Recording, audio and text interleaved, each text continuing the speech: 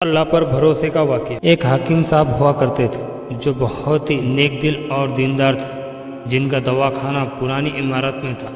हाकिम साहब रोज़ अपने दवाखाना जाने से पहले अपनी बीवी से कहते कि जिस चीज़ की ज़रूरत तुमको आज है वो तुम एक कागज़ पर लिख कर दे दो, तो उनकी बीवी लिख कर दे देती। हाकिम साहब अपनी दुकान पर जाकर सबसे पहले उस पर्चे को खोलते, बीवी ने जो कुछ लिखा होता वो उनका हिसाब लगाते और उसका टोटल करते। फिर अल्लाह से दुआ करते कि या खुदा, मैं तेरे हुक्म के तामील में तेरी इबादत छोड़कर यहाँ दुनियादारी के चक्कर में आ बैठा हूँ। जैसे ही तू मेरे आज की ज़रूरत को पूरा कर देगा, मैं उसी वक्त यहाँ से उठ जाऊँगा। और फिर यही होता। कभी तो सुबह के 9 बजे या कभी 10 बजे हाकिम साहब अपने मरीजों से फारिग होकर अपने घर चले जाते। एक दिन हाकिम साहब ने अपनी दुकान खोली और रकम का हिसाब लगाने के लिए पर्ची खोली तो वो पर्ची को देखते ही रह गए। एक लम्हे के लिए तो उनका दिमाग घूम गया। उनको अपनी आंखों पर विश्वास नहीं हो रहा था, लेकिन जल्द ही उन्होंने अपने आप पर काबू पा लिया। उस पर्चे पर आटे दाल के अलावा उनकी बीवी ने लिखा हुआ था, बेटी के दहेज का सामान। हाकिम साहब कुछ देर सोचते रहे, फिर सब चीज़ों की कीमत लिखने के बाद दहेज के सामान के सामने लिख दिया कि यह खुदा का काम है और खुदा ही जाने। फिर वो अपने काम में लग गए। 1-2 मरीज आए थे, लेकिन जिनको हाकिम साहब ने दवा दे दिया, उसी वक्त उनकी दुकान के सामने एक बड़ी सी कार आकर रुकी। लेकिन कार के आने या कार के अंदर कौन है, उनको हाकिम साहब ने कोई तवज्जो नहीं दी, क्योंकि कई कार वाले भी हाकिम साहब के पास अपना इलाज करवाने आते रहते थे। ये सब तो रोज़ का काम था। जब सारे मरीज अपनी दवा लेकर चले गए तो कार वाले साहब कार से बाहर निकले, हाकिम साहब को सलाम किया और जाकर उनकी दुकान में बैठ गए। तो हाकिम साहब ने कहा कि अगर आपको कोई दवा लेनी है तो यहाँ स्टूल पर आकर बैठ जाए, ताकि मैं आपको चेक कर सकूँ, और अगर आपको किसी और मरीज़ की दवा लेकर जानी है तो आप उस मरीज़ की हालत बता दें। फिर वो साहब बोले, हाकिम साहब, मुझे लगता है कि आपने मुझे पहचाना नहीं, लेकिन आप भला मुझे पहचान भी कैसे सकते हैं, क्योंकि मैं आपसे 15 साल बाद मिल रहा हूँ। अपनी पहचान के लिए मैं आपको अपनी पुरानी मुलाकात के बारे में बताता हूँ। जब मैं पहली मर्तबा यहाँ पर आया था तो मैं यहाँ नहीं आया था, बल्कि मुझे यहाँ खुदा ने भेजा था, क्योंकि खुदा को मुझ पर रहम आ गया था और वो मेरा घर आबाद करना चाहता था। हुआ कुछ ऐसा था कि मैं अपने गांव जा रहा था, तभी हमारी गाड़ी आपकी दुकान के सामने आकर पंचर हो गई। ड्राइवर गाड़ी का पहिया लेकर पंचर लगवाने चला गया था, तभी आपने देखा कि मैं गर्मी और धूप में गाड़ी के पास खड़ा हूँ। फिर आप मेरे पास आए और दुकान की तरफ इशारा करके कहा कि आप अंदर आकर बैठ जाए। तो मैंने आपका शुक्र अदा किया और कुर्सी पर आकर बैठ गया। ड्राइवर ने कुछ ज़्यादा ही देर लगा लिया था।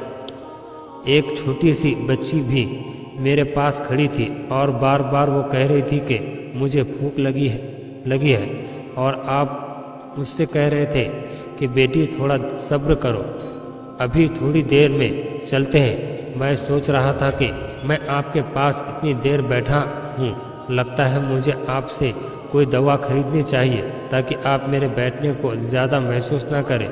मैंने कहा कि हाकिम साहब, मैं इंग्लैंड में रहता हूँ, वहाँ गए मुझे 6 साल हो चुके हैं। जाने से पहले मेरी शादी हुई थी, लेकिन आज तक मेरी कोई औलाद नहीं। मैंने हर जगह इलाज करवाया, लेकिन अब सिर्फ मायूसी। आपने कहा कि मेरे भाई, तौबा इस्तग़फ़ार पढ़ लो और अपने रब के मायूस ना हो। याद रखो, उसके खजाने में किसी चीज़ की कमी नहीं। औलाद, माल, गम, खुशी, ज़िंदगी और मौत सब उसी के हाथ में है। किसी डॉक्टर के हाथ में शिफा नहीं होती और ना किसी दवा में शिफा होती है। अगर शिफा मिलती है तो वो खुदा के हुक्म से मिलती है। औलाद देनी है तो वही देने वाला है। मुझे याद है कि आप बातें भी कर रहे थे और साथ पुड़िया भी बनाते जा रहे थे। सारी दवाई आपने 2 हिस्सों में करके उन्हें अलग अलग लिफाफों में रख दी। फिर आपने मुझसे पूछा कि आपका नाम क्या है। मैंने कहा मेरा नाम अफजल है। आपने एक लिफाफे पर अफजल लिखा और दूसरे लिफाफे पर बेगम अफजल लिखा। फिर दोनों लिफाफे एक थैले में डालकर दवा खाने का तरीका बता दे। मैंने बेदिली से दवाई ले ली क्योंकि मैं तो सिर्फ आपको कुछ रकम देना चाहता था। लेकिन जब दवा लेने के बाद मैंने पूछा कि कितने पैसे देने हैं तो आपने कहा कि बस ठीक है। तो मुझे कुछ समझ नहीं आया तो मैंने दोबारा पूछा तो आपने कहा कि आज का खाता बंद हो गया। तो मैंने कहा कि मुझे आपकी बात समझ में नहीं आई। वहीं पर एक शख्स और मौजूद था तो उसने मुझे बताया कि खाता बंद होने का मतलब है कि हकीम साहब ने आज के घरेलू खर्चे के लिए जितनी रकम खुदा से मांगी थी वो खुदा ने उन्हें दे दी है। ज़्यादा रकम वो नहीं लेते। मैं बहुत हैरान हुआ और दिल ही दिल में शर्मिंदा हुआ कि मेरे कितने घटिया ख्यालात थे और ये सादा सा हकीम कितना अजीम इंसान है। फिर मैंने अपने घर जाकर अपनी बेगम को ये दवाई खिलाई और उससे सारी बात समझाई तो वो कहने लगी कि वो कोई इंसान नहीं बल्कि हमारे लिए तो वो एक फरिश्ता है। मुझे यकीन है कि उनकी दी हुई दवाई हमारे लिए फ़ायदेमंद साबित होंगी। हकीम साहब, आज मैं 3 बच्चों का बाप, खुदा ने हमारी मदद का वसीला बनाया। हम हमेशा आपके लिए दुआ करते हैं। जब भी अपने गांव छुट्टी पर आया तो हर बार मैं आपकी दुकान पर आया लेकिन मुझे हमेशा आपकी दुकान बंद ही मिली। कल दोपहर को भी आया था लेकिन आपकी दुकान कल भी बंद ही। वही एक आदमी खड़ा था। उसने कहा कि अगर आपको हकीम साहब से मिलना है तो आप सुबह 9 बजे आ जाए वरना उनसे मिलना मुश्किल है। इसलिए मैं आज आपसे मिलने सुबह सुबह आया हूँ। जब 15 साल पहले मैंने आपकी दुकान में आपकी छोटी बेटी देखी तो मैंने बताया था कि उसे देखकर मुझे मेरी भांजी याद आ रही है। मेरी भांजी की शादी इस महीने में होनी थी।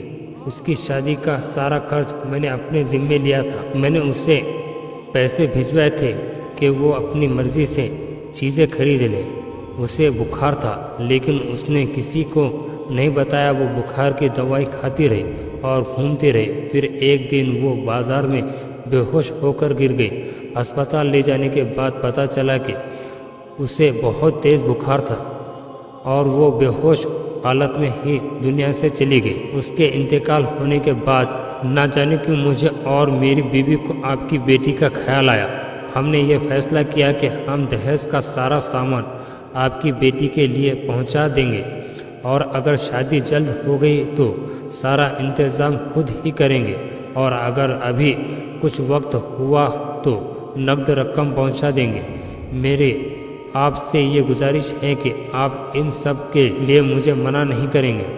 ये सुनकर हकीम साहब हैरान और परेशान थे और फिर बोले, अफजल साहब, आप जो कुछ कह रहे हैं मुझे तो यकीन नहीं हो रहा। मैंने आज सुबह बीवी के हाथ से लिखी हुई पर्ची देखी तो घर के खाने पीने के सामान के साथ बेटी के दहेज का सामान लाने का लिखा हुआ था और आप खुद देख ले कि पर्ची पर क्या लिखा हुआ है। ये कहकर हकीम साहब ने पर्ची अफजल साहब को थमा दी। अफजल साहब ने जब पर्ची देखी तो वो देखकर हैरान हो गए। उस पर लिखा था कि ये खुदा का काम है, खुदा ही जाने। हकीम साहब ने कहा कि अफजल साहब, यकीन मानिए जो भी मेरी बीवी ने पर्ची में लिखी हो, आज तक ऐसा नहीं हुआ कि उन सब चीज़ों को लाने का बंदोबस्त नहीं हुआ हो। आपकी भांजी की वफ़ात का मुझे बहुत अफसोस है लेकिन मैं उस पाक रब की कुदरत पर हैरान हूँ कि जो हमें क्या क्या मौजज़े दिखाता है। इस तरह हकीम साहब की बेटी के दहेज के सामान का इंतज़ाम होता है और बड़े धूमधाम से उनकी बेटी की शादी होती है।